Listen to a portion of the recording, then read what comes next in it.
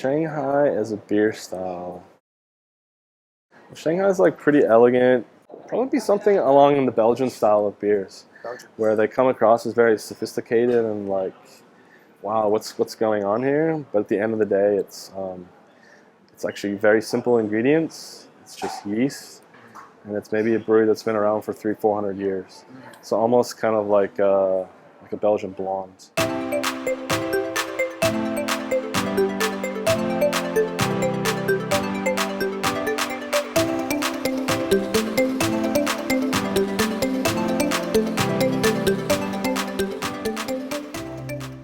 Part of the reason I moved to take the job was that I had a lot of freedom to do as I saw fit with the beer program, but also really wanted to make world-class beer in China.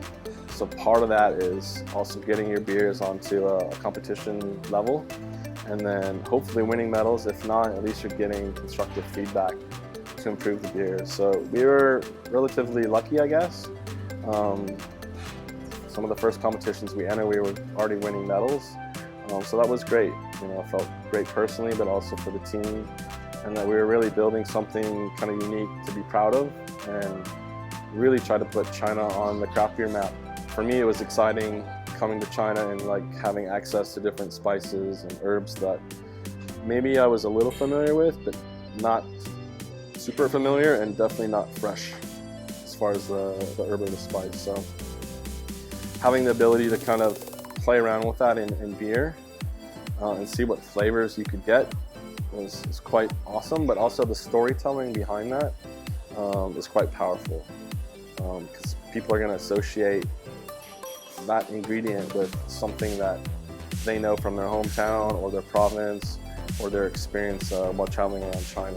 We do some pretty interesting stuff. I mean, a lot of vegetables that typically like you wouldn't think go well in beer.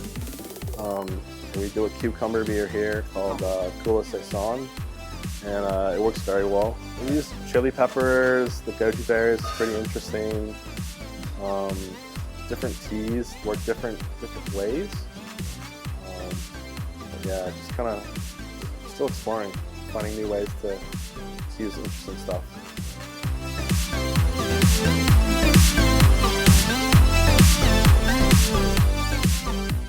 Because I think we've had so many challenges getting craft beer to where it is now. Like, we could have easily just quit many times. The biggest thing I learned from early on was that in China there's almost always a way. It's just navigating the path to making that happen. So there might be a lot of roadblocks and hurdles along the traditional route that you might think would lead to success, but it might be different pathway here. But just because the pathway doesn't exist, it can't be done, like, don't be discouraged by that. Find an alternate way or an alternate avenue to get to that. So it's never giving up.